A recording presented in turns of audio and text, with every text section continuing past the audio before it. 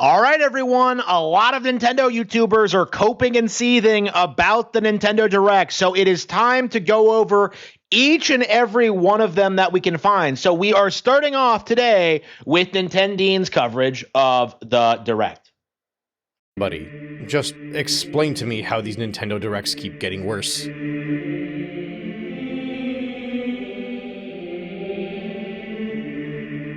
It has been 9 months since the last Nintendo Direct. The last true Nintendo Direct. In between that, we've had some indie showcases, and some third-party directs as well as extended trailers of single games. It seemed very much so that Nintendo had changed the way that they were delivering information to people. They were focusing.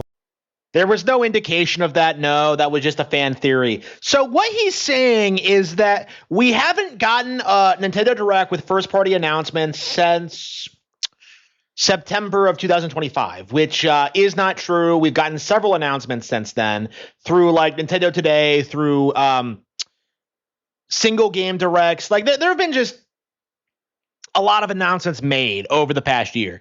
And the entire mindset of like the general Nintendo Direct, the idea was that like, oh yeah, this is when Nintendo's going to reveal their actual in-house first-party games and nothing else. But they don't seem to have realized that during these Nintendo Directs that they are indeed going to talk about third-party games, and they have been seething about this quite a lot. You know, for individual that loves to pretend that Nintendo doesn't get third-party games, that no one plays third-party games on Nintendo consoles, he's certainly very upset about third-party games getting so heavily promoted during these things. It's such a very noticeable double standard in which he will endlessly complain about how Nintendo has nothing to play while making excuses to not support all of these third-party games, all these indie games, all these re-releases and ports. Those don't count. And the first-party Nintendo games that do get made, that do get announced, he just brushes them under the rug and pretend they don't exist. Or on just making announcements sporadically throughout the year. So when they announced that there was going to be a Direct today on June 9th, 2026, I figured there had to be a solid reason for this. Like, why would they suddenly pivot away from the Nintendo Today app and the announcements on Twitter? And you know, it's the middle of Summer Game Fest, everybody's hyped up, everybody's looking for something big. They made an announcement for a Nintendo Direct after all of these phenomenal shows we've had this last week. Yeah, I don't think I need to tell you this, but all the shows in the past week were terrible. The PlayStation State of Play, the Xbox One Summer's Game Fest, they were all bad. And what's interesting is that the PlayStation Showcase in particular was actually quite a bit more controversial than this Nintendo Direct, but you're not seeing people like Nintendeen really admitting it. Like, in fact, they're trying to argue the exact opposite, that this is way more polarizing and way more unpopular, when that couldn't be further from the truth. Look, man, I went into this one optimistically. All right, I've been telling people for the last 4 or 5 days in my personal circles, in the YouTube comments, especially on X. Shoot, I even tweeted that I would potentially be willing to buy a used Nintendo Switch 2 if this Direct came out good, because it would give me a reason to spend that money. More than just Bonanza and Star Fox potentially as games that I would buy a whole frickin' console for. First of all, things that didn't happen. He did not say he was going to get a Switch 2. He was not being supportive of Nintendo. He was just doing his typical Nintendeen grift. Secondly, and I do think this needs to be spelled out to people, Nintendeen very obviously owns a Nintendo Switch 2 already, and he's just saying otherwise for grifting purposes. So this entire cope he has that like, oh, maybe I would have gotten a pre-owned Nintendo Switch 2, like, motherfucker, you already have one. Stop it. Nobody believes you. I didn't even have that high of expectations. I'm like, give me 2 or 3 big game announcements that are not ludicrously overpriced. Maybe go a little bit easy on the expansion pass stuff and the DLC stuff. You know, drop a trailer for a Smash Brothers coming up, or a 3D Mario, or, you know, even show us some gameplay of Ocarina of Time instead of just a quick split second. Gosh, they showed more of Duskbloods, and Duskbloods was all of 10 seconds long. I was ready to be a Nintendo fan again. I don't think you guys understand this, right? Like, I love Nintendo games. I would love nothing more than for Nintendo to just show out a showcase, put out all these games in front of me, and be like, hey, Dean, you're the only Nintendo fan remaining that has yet to buy a Nintendo Switch 2. come pick up these games, because that Nintendo fan that obviously clearly still lives inside you cannot say no to them. And look, I'm not even saying that it had to be a massive hit. Like, I'm not saying that they had to do a 3D Mario Ocarina of Time remake. That's cool, but we already knew it was coming pretty much. And even then, they didn't show us anything. I probably would have celebrated for a new Mario Party, a new Mario sports game, a 2D Donkey Kong title, 2D Metroid. You know, even like the one Switch 2 edition that might actually make sense right now, like a Super Smash Bros. Switch 2 edition, I think that would have been good. Like, how does that saying go? I expect nothing, and somehow I'm still disappointed. But Nintendeen, you were just saying that you had high expectations for this Direct, and now you say you had no expectations? It's almost like you're making this up and you're just trying to grift, that you didn't have any expectations going to this. You were going to bitch about it no matter what happened, and no matter what Nintendo announced, you would never ever like praise the console on your channel, because you know that's not what gets you views. Like, that's not what your audience wants to see. You had a slow first year for the Nintendo Switch 2 with the games that you put out. The expectation is at least in the second year, it's gonna make up for it, but somehow it's worse. Sir, the second year just started. Okay, this console came out in June. So the second year just began, okay? We still have a lot of games announced that are still on the way. The September, I'm sure there's going to be a Direct in the future going over like the holiday releases. You know, we're definitely getting the Splatoon Raiders Direct. You know, I'm sure we'll see Ocarina of Time again. You know, Duskbloods needs a formal trailer. Like, we're definitely getting another Direct before the end of the year, okay? Probably going over like the holiday games and against early 2027. This idea that like the Switch 2 doesn't have any games for its second year, like, they're in a position when they can drop Directs whenever they want. And I think it's safe to say that like what's been happening here is that Nintendo has been prioritizing promoting third-party games over their in-house stuff. And there's nothing wrong with that. And they've been having a lot of success doing it, but people like Nintendeen are freaking out about this because it flies in the face of the narrative that third-party games could never, ever, ever succeed on Nintendo hardware. Look, typically when I'm following along on these Directs, I write down my notes and I follow along. And right now I'm looking at my notes and I don't see anything. In the first 4 minutes, Rhythm Heaven. Okay, we already know Rhythm Heaven is coming. Did you have to spend 4 minutes, almost 10% of the entire thing on it? And of course, it's a Switch 1 game. Whoa, just like Tamagotchi Life, one of the most successful games of the year so far. Whoa. Again, the idea that Switch 1 games can't be successful or relevant after the Switch 2 is out is just downright ridiculous and really needs to be called out. Like, again, this is a brand new game that Nintendo is producing that really does have a dedicated following that's going to do well. And again, you're writing it off for what reason exactly? Because it's a Switch 1 game? Because it's a rhythm game? Like, what are you talking about? You don't know what you're saying.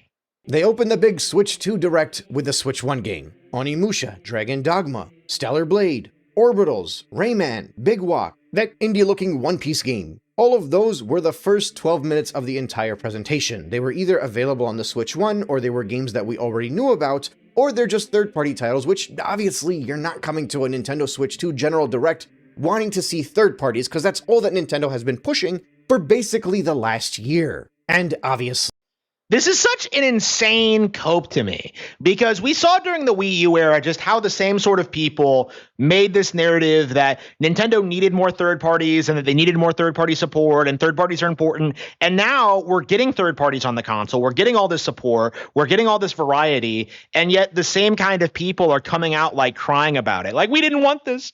We wanted first party games. We're going to get these on other platforms. Like, no, you're not actually. And I do think this does need to be spelled out for people, is that these games are indeed doing huge numbers on Switch 2. The entire cope that third-party games aren't succeeding on Switch 2 has no basis in reality.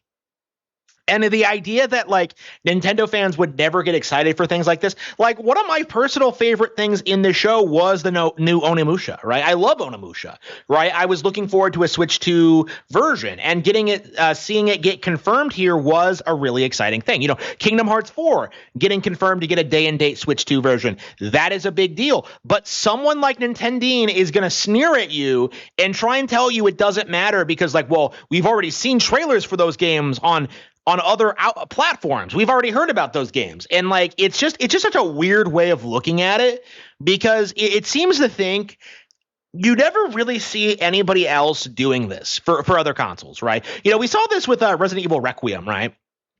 Where I think we saw it in like all three major console presentations, right? You know, we saw it in the Sony State of Play. We saw it in like the Nintendo Direct.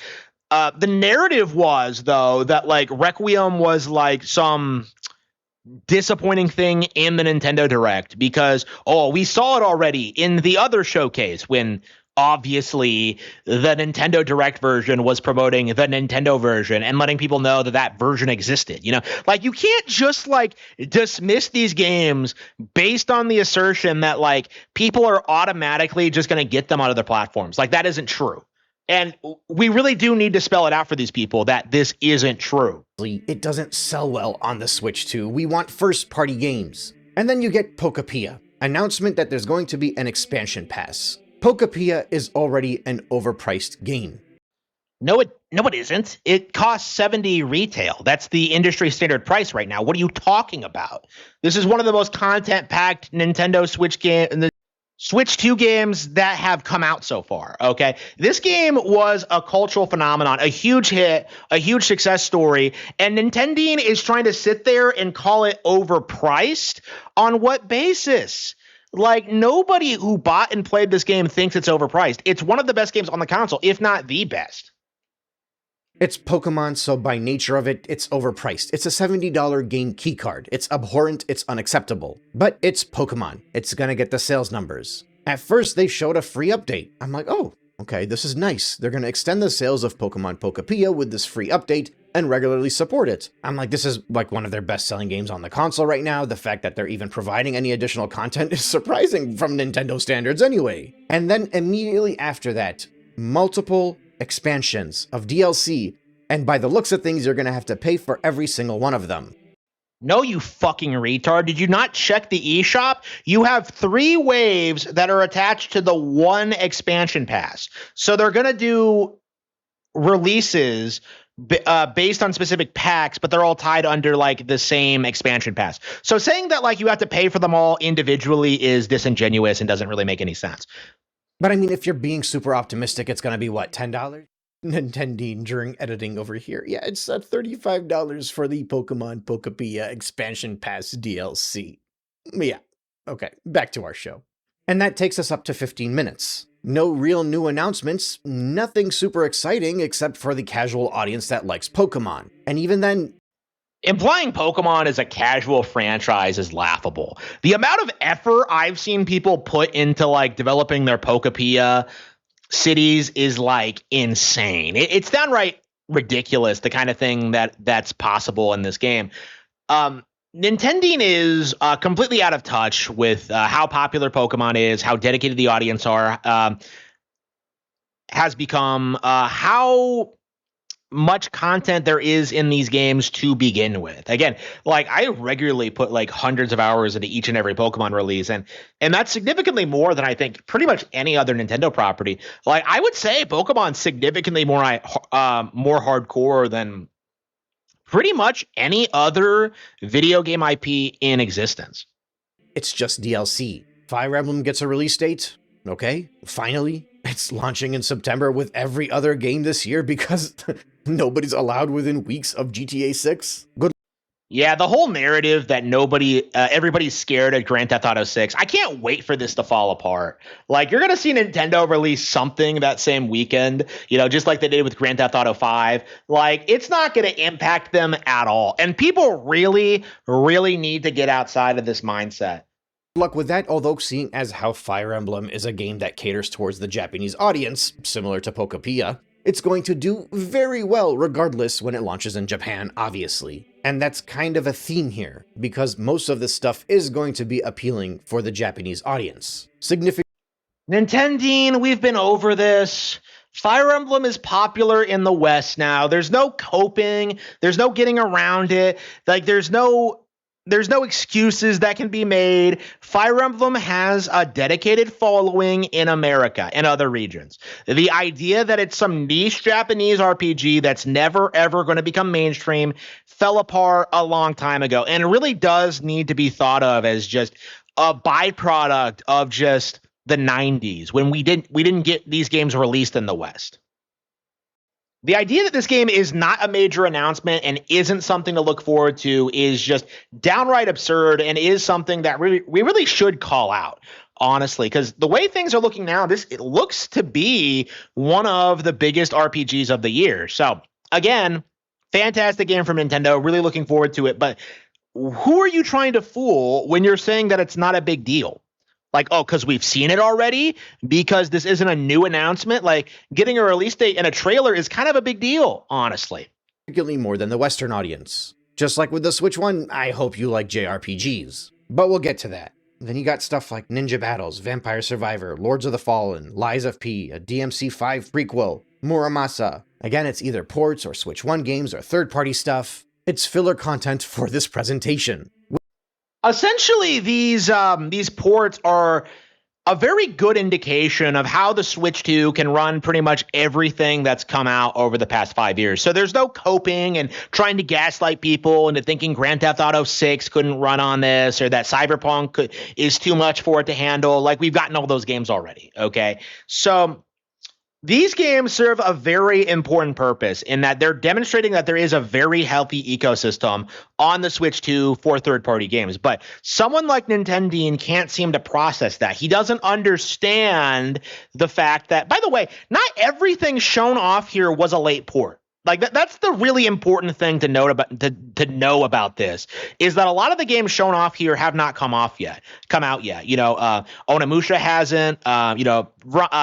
Resident Evil Veronica was not shown off here, but that's coming too. You know, we gotten like a lot of games here that we know are coming on Switch 2. Kingdom Hearts 4, day and date, but have just been like announced on other consoles first. And that is a pretty reasonable thing to get excited for, especially considering our long history of third parties refusing to support Nintendo hardware. You know, I am very happy to see these games come out, even if I have no intention of playing them, because it's more and more proof that the Switch 2 is getting everything that's coming out to other platforms, making them essentially obsolete.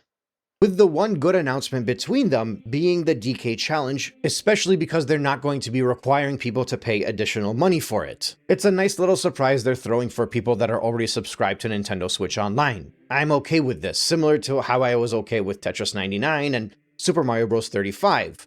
But just like Super Mario Bros. 35, it's limited time, which basically implies that it's just a way for them to get that subscriber count up so they can screenshot it for the month or two that people are actually playing Donkey Kong, and then completely rug pull the game away from everybody just like they did with Super Mario Bros. 35. So somehow, one of the better and more interesting announcements in this Direct ended up being a pointless, limited time, manufactured hype situation. And obviously, I'm not alone in this, but I hate when Nintendo does that. At the time of the presentation, you hit the 27-minute mark, so nearly halfway through, and finally there is actually some new first-party content. Basically, the whole Xenoblade series is getting Switch 2 editions. Hopefully they don't screw that up completely the way they screwed up the first one, but the interesting thing is they're actually adding new content to this, which means they're probably going to be charging $20 for the upgrade pack, which means you're probably going to be looking at more $80 games for the Switch 2, although that remains to be seen. Did he just imply Xenoblade Chronicles X was the first game in the series? What an idiot. Second, okay, he also said that X did not add new content to the game, which is actually wrong. X got new content when it was first ported to the Switch 2. The Switch 2 upgrade simply like improved the frame rate and the resolution. So it didn't need new content because it had already gotten it the year before, essentially. So yeah, with that being said, I don't understand his mindset about the pricing. If I actually went ahead and already looked at Xenoblade Chronicles X Definitive Edition. It's about $70. So it's a full price release.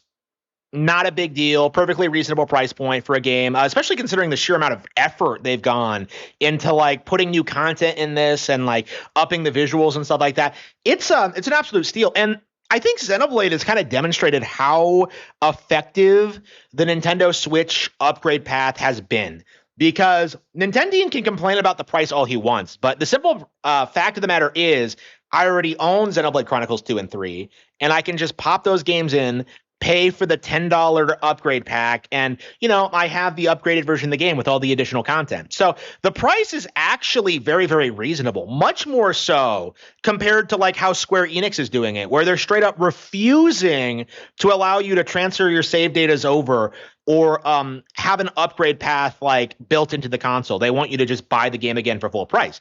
Now, Nintendeen will not address this. He won't address Square Enix being greedy because it flies in the face of his narrative that's supposed to be complaining about Nintendo. And I find that very interesting how he just avoids the topic altogether. Either way, if you guys recall, Nintendo was refunding anybody that paid for the Switch 2 edition of Xenoblade Chronicles X earlier this year because of how terrible that whole situation was, so I would definitely wait on buying this one to make sure the reviews are good. And don't Yeah, that didn't happen. That entire narrative was entirely made up.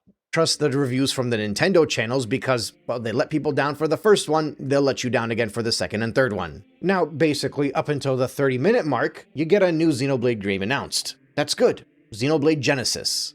These are the kind of games that people are excited to see. Brand new, strong first-party titles. But there are two problems here. Number one, this is not a 2026 game. We didn't even get a release date for like first half of 2027. We just know it's not coming out until 2027. And Nintendeen, I don't know how to tell you this, but it's June. We're halfway through 2026. 2027 is not that far away. I don't know why you're concerned, trolling, about the release date, especially since Fire Emblem is coming out in September. So you're going to complain about Fire Emblem getting a release date and then turn around and start complaining about Xenoblade not getting one? Like, are you serious? And the other thing is, just like with Fire Emblem, this is yet another franchise that is going to have significantly more appeal in Japan than anywhere else in the world. It's not to say that these games don't have fans in Western markets, but they are games that typically sell less than 5 million units, and many of those numbers are propped up by the Japanese markets. So that tells me there's a massive Nintendo fandom in the Western markets that's not going to care too much about this. Honestly, I might be generous by even saying they typically sell less than 5 million units, because I think only 2 Fire Emblem games actually pass the 3 million mark, and at its best, with a massive Switch 1 user base, the best of the Xenoblade Chronicles games happen to hit around 3 million. Whoa, it's almost like RPGs are more niche than other genres. Like people don't seem to realize that, like, games like Skyrim and that, like, they're casualized slop that really sold the idea of an RPG to like mainstream audiences, while like actual core superior RPGs are still relatively niche. So I would say an RPG selling less really isn't that big of a deal. Like, I would argue it's actually a good thing for the audience because it means that the creators are more intent on developing for a specific demographic and like making the games better and not dumbing them down. Like, I wouldn't want an RPG to go mainstream because mainstream means that it would be casualized and just toned down from what we typically see from these games. And with Japan carrying a massive portion of these sales, these games just do not have the same type of appeal in the Western markets for those that are looking for what they consider true Nintendo games. Following that, we get another new announcement, something that was already leaked earlier, similar to Ocarina of Time, but it's still a new game, Nintendo Switch 2 Sports Resort. Or it might just be called Nintendo Switch Sports Resort. But it is a Switch 2 exclusive, completely unnecessarily. And what's odd about that is that most people that are going to be interested into the casual type of game as Nintendo Switch Sports are not going to dish out money for a Switch 2. They're people that probably still play on their Switch 1. But it's almost like this game is going to sell people on the Switch too, just like Wii Sports and just like Wii Sports Resort. It's almost like he doesn't know how it works. And I love, by the way, he's going to go into this for a little bit. I love, by the way, how Nintendeen doesn't seem to realize how popular Nintendo Switch Sports actually was. It's like one of the best selling games on the platform. And like, it always baffles me how we always go through the same song and dance whenever another one of these comes out. And like, they keep telling you it's going to fail, it's going to fail, it's going to fail. And then it just does really, really well. And they cope and seethe about it. It's amazing. Either way, the first game sold well. I don't know how much of that has to do with the massive Switch 1 user base at the time of its release, but the first game sold well. It makes sense that they do a sequel. And it's going to have massive casual audience appeal. I do wonder if it's going to suffer a bit from like that sequel feeling that you get. Like, I bought Switch Sports for the Switch back when it first came out, and I remember thinking it's like, oh, this is going to be as hyped up as Wii Sports. So my friends and I played it maybe 2 or 3 times and then never touched the game again. So you don't know the first thing about this game or how good it is. Ha! Amazing. Again, this is common with Nintendeen because he always talks out of his ass about franchises he doesn't have the slightest clue about. Xenoblade's a really good example. I'm not sure if he's played Fire Emblem or not, but this guy, he keeps complaining about all these different Nintendo IPs and doesn't really seem to understand like how well they do and how popular they are and how they are going to move units. Like, he just does this thing like, oh, it's not good enough. Oh, and then he cites some bullshit that he doesn't understand. It's just embarrassing. Fully expect there are going to be many people just like that who got their fill from Switch Sports and are not necessarily looking to re-up again with the next game. But hey, at least it is a new announcement for a new game. Like, at least there's slim pickings during this direct. But the part that gets me, however, right? Look, as a Nintendo fan, there's already a certain image that people expect when they look at Nintendo. And sometimes it seems like, especially with the launch of the Switch 2, that Nintendo is not sure if they still want that childless image or if they want to have the appeal for like the big third-party guys who are looking for the AAA titles. Honestly, it seems like they're trying to have both and they're kind of failing at both of them, but whatever. We'll ignore that for now. What I don't understand is who greenlighted the idea of spending 2 whole minutes of this direct on thumb wrestling. Look, you guys remember when there was that Wii Music presentation and everybody got up on stage and the band started playing with the Wii remotes and nunchucks? That was a better use of people's time during what is effectively E3 than this whole 2 minutes thumb wrestling simulation. How, of all of the games that you have, all of the sports that are even available in that game, how is it that you decided thumb wrestling? Like, I'm genuinely at a loss for words here. It's a good demonstration of HD Rumble and the motion controls. Something that I think a lot of people don't realize is that Nintendo Switch Sports is indeed keeping the Wii era of motion-controlled sports games alive, and it's doing a really good job of that. It's really showing off like how precise the motion controls are and how seamless it is, and just how much fun it could be. This is a pretty straightforward thing, but someone like Nintendeen can't seem to process that. Wrestling with Joy-Cons is how you're selling this title to people, that you're spending more time on a presentation of that than you showed us for Zelda, Ocarina of Time, and Duskbloods? Are you kidding me? Oh my god, look, sometimes it's fun to hate. Other times, it's not. And this is not one of those times, man. Like, I'm telling you, I genuinely was excited to see some good stuff. You guys don't understand, right? Like, I already feel like I've won, for lack of a better term, because of how many discounts both the Switch 2 console has received on a worldwide scale, as well as all of the games for the Nintendo Switch 2. Is that why the console has gotten more expensive? Come on.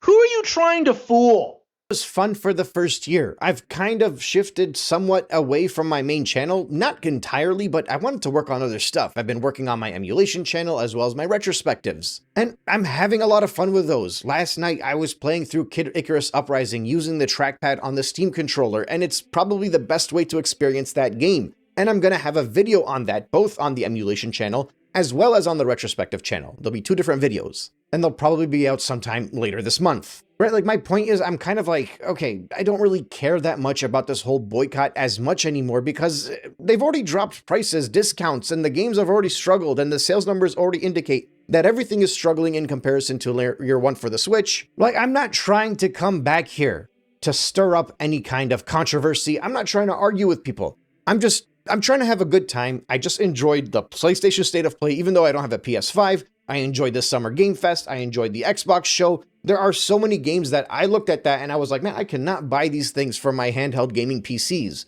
And for a brief moment, I was like, dude, like, if Nintendo announces some decent games, I don't mind grabbing a pre-owned Switch 2. I'll buy pre-owned Bonanza and a pre-owned Star Fox, and hopefully they announce something good that's worth it for me to actually decide to spend money on it, because the last thing I want is to buy a Switch 2 and it just collects dust like everyone else's. Nintendeen, I put a ton of time into my Switch 2. That's pretty clearly observable if you've tuned into my streams at all over the past year. Like, what are you talking about? Like, everyone else is playing the Switch 2, obviously. This idea that there are no games on this thing is a complete and total cope, and really should be dismissed outright. And then I come into this direct and they spend 2 minutes on a thumb-rustling sequel to Wii Sports. And that was more important for them to show than Zelda Ocarina of Time. Okay, after that, they showed RuneScape. There's some random games, Hello Kitty. They showed more of Star Fox, but barely anything. Just looks like one of those trailers they would have dropped on Twitter. More Square Enix HD 2D stuff, which there's got to be fatigue for that at some point. I'm imagining it's not just me, right? Also, I don't even know if it's going to be a Switch 2 exclusive. Piku No, you fucking retard. Everybody loves HD 2D. No matter how much you bitch about it and try and say it's played out, like, that just isn't true and it never will be true. And you need to stop trying to gaslight people into thinking it is, because I remember when Octopath Traveler first came out, the very first HD 2D game ever made, and immediately people like you were bitching about this. Like, you need to stop. You are embarrassing yourself. Dragon Quest was like spin-off games, Switch 1 games, more games that appeal to the Japanese market and just leave the Westerners out and hanging. The market that you're charging the most for the Nintendo Switch 2, maybe release some games that has appeal to that audience. I don't know. But wait, we get to nearly the 41-minute mark or 42-minute mark, give or take. So we're nearing the end. It's going to get exciting. I see Duskbloods. I get hyped. I want to see what they have to offer. There's an open network test for this summer of 2026. Okay, that's cool. That's now. We're in summer of 2026, so that should be coming soon. And then they show nothing else. We still have no idea what this massive FromSoft game, probably a title that was legitimately a system seller for people on day one. A lot of people just bought that thing because they're like, oh, that new FromSoft game is coming. I'm going to buy the Switch 2, and then they just didn't buy anything else. Still waiting on that. And we don't even have a release date for it. For all we know, after the open network test, this game might not release until 2027. I just checked the eShop. No, it is indeed coming out in 2026, probably around October, November, that time period. It'd be hilarious if this is the game that goes up against Grand Theft Auto 6. FromSoft fans versus Grand Theft Auto fanboys. That's gonna be amazing. It's been previously suggested that the game was going to release in 2026, and I think it's still technically scheduled for that. But if they don't even have enough to show people just a glimpse of gameplay footage, it tells me they're really bit off more than they could chew with this Switch 2 exclusive title. Gonna have to spend a lot of time on this one to make it a comfortable, stuttery 30 frames per second, it seems. Sir, it's a FromSoft game. They always look and run like shit. Blaming the hardware for that is just absurd. It is just downright insane that you have people like pulling this shit. Like, people who genuinely believe the Switch 2 can't run Elden Ring or Duskbloods, a game that was tailor-made exclusively for this console. Like, it's just such a giant cope. And he's saying this when they confirmed we're getting a closed network test this summer. So very, very soon. This is a giant cope. Like, I don't understand what he's saying here. But again, that's speculation because they didn't show us anything for that. So yet another hyped moment that just came and went within 10 seconds. Then you get 4 minutes of Splatoon, another game that we already know what's coming and we've already seen ample information on. Deltarune, Metaphor, Minecraft, ports, indies, third parties, old stuff. And then there's like just 2 or 3 minutes of random quickfire glimpses of games that were either already announced or they're not really, headliners by any means. Obviously, most of which are ports and pretty much all of them are multi-platform. And then finally, you get some big announcement. And it's not even like a Nintendo exclusive announcement. So first they show that Kingdom Hearts, the whole trilogy, all of the games are coming to the Nintendo Switch 2. Now look, during the Switch 1 era, I would have eaten this right up. I was like waiting for it for so long, especially prior to the release of like the Steam Deck and all of the other handheld gaming PCs. It seemed like the entirety of the gaming world was just waiting for Kingdom Hearts to finally come to Nintendo consoles so you can play it portably. So while it's cool that this is coming to Nintendo, it's coming, I feel like, at least 7 years too late. Of course, not including the cloud version from the Switch 1. Just like with so many other games that have been announced for this console since it launched, it's all just feels like it's a little bit too late. People that waited and waited, Nintendo fans that waited for Kingdom Hearts to come to a Nintendo console have realistically already decided to step elsewhere and play those games, just like with every other major third-party late port that's been coming. Now, thankfully, that was not the only big announcement, because then you got the announcement of Kingdom Hearts 4. Now that is a massive announcement. But just like with every other major third-party game, even if it's releasing on the Switch on day one, even if Square Enix decided to save it for the Nintendo Direct rather than the State of Play or the Game Show or the Xbox One, this is obviously a game that even Switch 2 buyers are going to rather play on their PS5, Xbox Series X, or the PC. I love how he's trying to say this isn't a major announcement because it's available on other platforms. Like, who is he trying to fool, really? Like, I don't understand this mindset where he looks at this huge announcement, this huge reveal, day and date Kingdom Hearts 4, and he's trying to tell us that, like, actually, even Nintendo fans are going to play this on other pieces of hardware. Like, no, nobody is.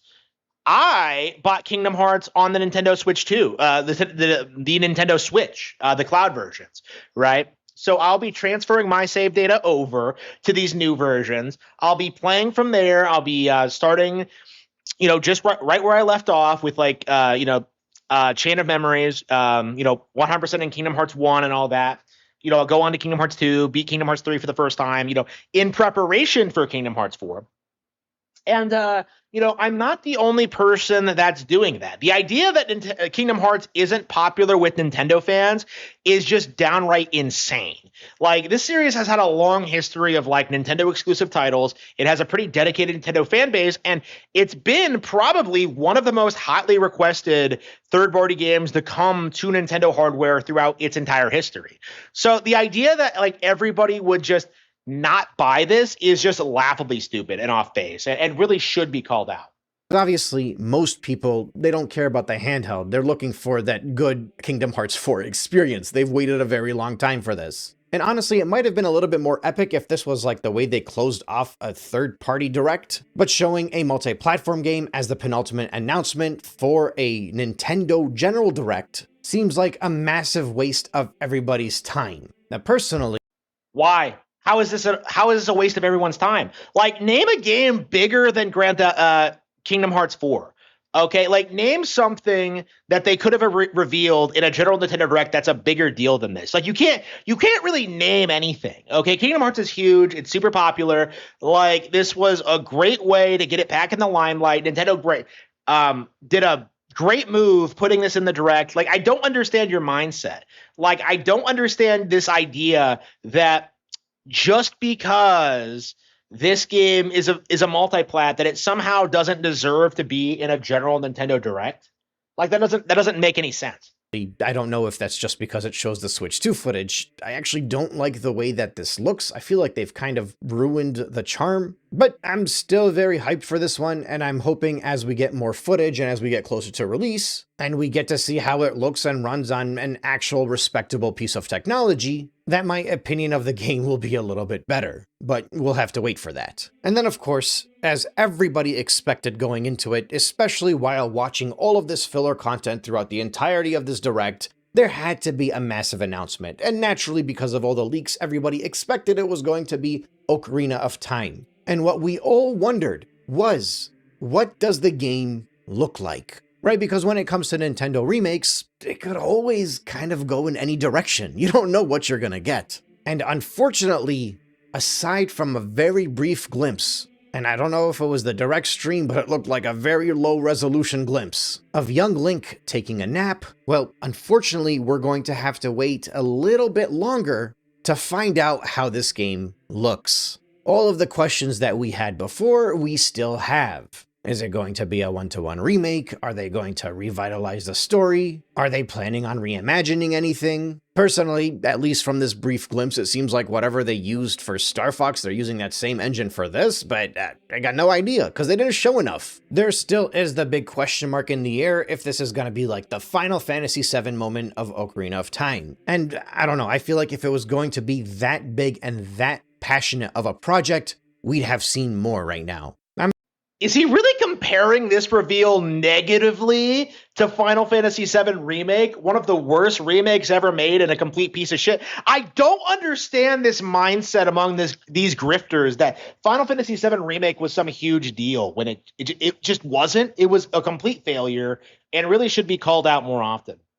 Still not counting it out. It's entirely possible, but the issue is, in a year of feeling like Nintendo is just going out of their way to leave a lot to be desired, somehow they found a way to leave even more to be desired. So deep down, as much as I pray that Ocarina of Time ends up being just a step in a new generation of Zelda, it really just feels like it's gonna be just a basic one-to-one remake with some nice eye candy slapped onto it. And it's not bad, but if that's the 2026 game, I mean, you're still playing a game from the late 90s. In 2026, the same way that Star Fox is a game from the late 90s and you're playing it in 2026. And gaming has evolved quite a bit since then. And look, for me and many other Nintendo 64 fans, that's cool. We're getting like the realistic filter on the Nintendo 64 games. Although honestly, in some cases, it loses a lot of the charm of the originals, but we'll ignore that conversation for now. But the problem is when there's so much focus on remakes and ports and re-releases and rebuilds and whatever other word you want to use,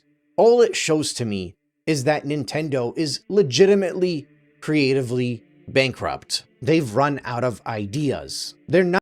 Yeah, you can tell that Nintendeen hasn't played Yoshi and the Mysterious Book if he thinks that. Yoshi and the Mysterious Book has more ideas in it than I think the entire last 30 years of Nintendo put together. Okay, it's crazy how creative and wild that game is. You know, Bonanza, okay, wildly creative and an innovative game. You know, Mario Kart World, radically different Mario Kart game. To say that Nintendo has run out of ideas is just laughably stupid. Not only drip feeding everything they possibly can when it comes to their whole ecosystem and the releases of their new titles, they're also drip feeding their old games that don't even offer new experiences, whether it's on the Nintendo Switch Online app, which was notably completely absent from this thing. There were no GameCube games announced yet again, or whether they're porting, remaking, releasing Switch 2 editions. You know, all of that stuff is also getting part of the drip feed, but even worse than that, announcements and news. Somehow, even that got sucked into Nintendo's drip feeding. I, and millions of others around the world, just watched the entirety of this Nintendo Direct, and we walked away from it learning of nothing that we wanted to buy. Seriously, what were the new announcements here specifically for the Nintendo Switch 2? You have Star Fox, which got its entire direct to itself in May. You got Splatoon Raiders. You got Fire Emblem Fortune's Weave. You got like a ton of stuff coming out. Okay, you know, you got some new reveals, you got some like, you know, some ports, like there's plenty of things coming out in the next 3 to 4 months. Okay, I think I'm buying like at least 3 games in July alone. Okay, like this idea that there's nothing to buy on this console is just objectively wrong.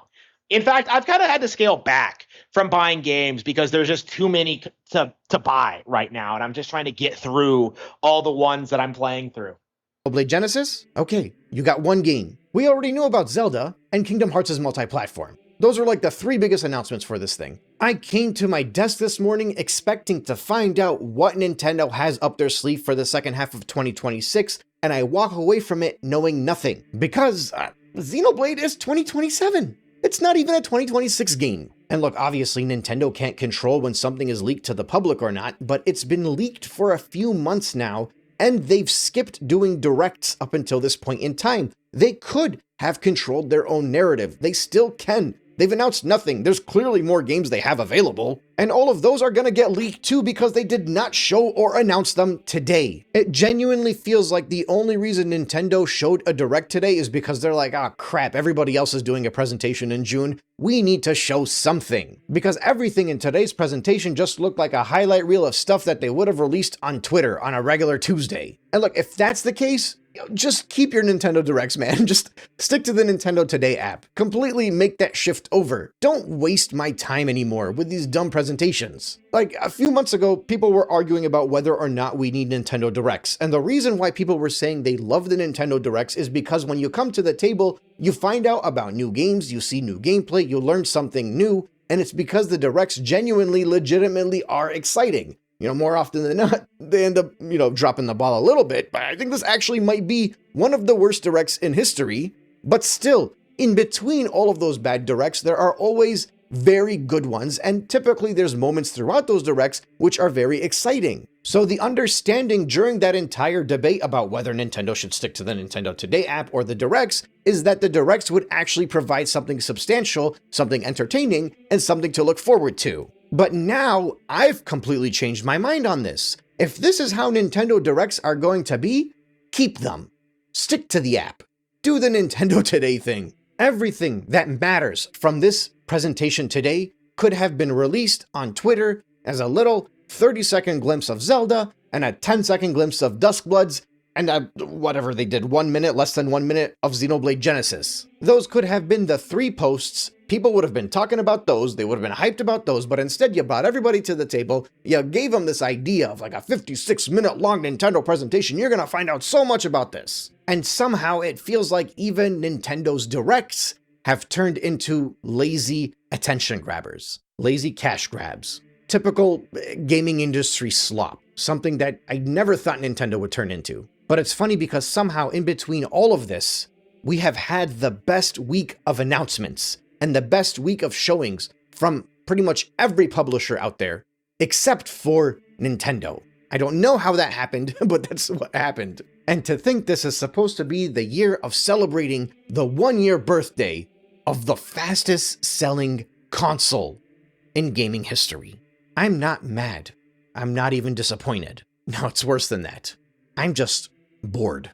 Because of the launch of the Switch 2, I ended up getting into PC gaming. And because I got into PC gaming, I have been playing more games than I ever thought I would, and experiencing titles that I shrugged off without even trying through most of the last decade. Somehow, I have never been more excited to be a gamer in 2026, and it manages to coincide with the peak amount of apathy that I have towards Nintendo's new games and console. Quite frankly, this company is a gamer's waste of time.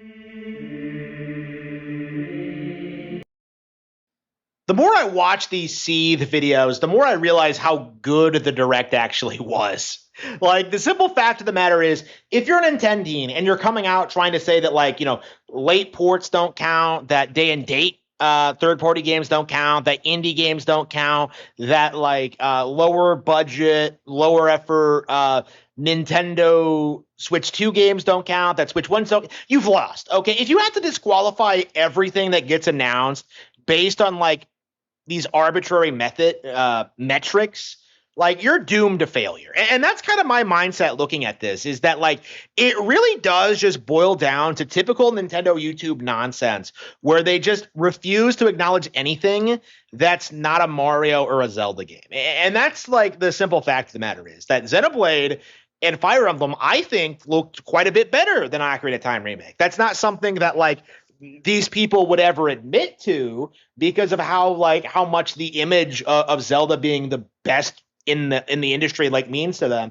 But in a lot of ways, it is true. And it's something that, like, I feel very strongly about, is that, like, we're seeing more and more frequently that the very best games on Nintendo Switch 2 are getting downright ignored by the community. We saw it happen with Pokapia to an extent. We saw it happen with Tabadachi, and we're seeing it now happen with Yoshi and the Mysterious Book. Like, again, Nintendo is killing it right now, but people like Nintendeen would never, ever admit that.